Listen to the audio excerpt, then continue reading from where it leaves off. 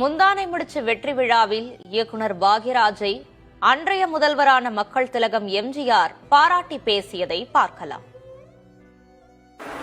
முந்தானை முடிச்சு படத்தை நான் பார்த்தேன். நண்பர் சரவண அவரிடம் கேட்டு வீடியோ கேசட்டையும் வாங்கி வைத்திருக்கிறேன். அடிக்கடி போட்டும் பார்க்கிறேன். அடிக்கடி ஏன் என்று கேட்கக்கூடாது.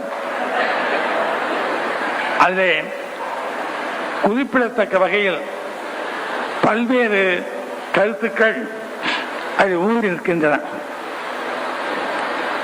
ஒரு கதாநாயகி கதாநாயகனை அடைவதற்கு மிகப்பெரிய பொய்யை சொல்வதற்கு கூட தயாராக இருக்கின்ற வகையில்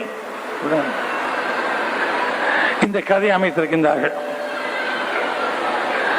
இது நான் சமீப காலத்தில் மட்டுமல்ல, ஏதேதோ முறையில் கதாநாயகியோ கதாநாயகனோ முயற்சி செய்வது உண்டு.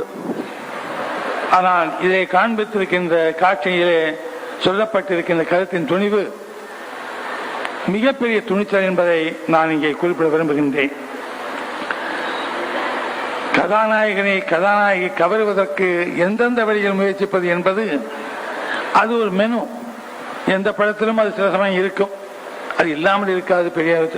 பெருவாரியான படங்கள் இருந்து தீரும். ஆனால் இதை சொல்லப்பட்டிருக்கும் விதம்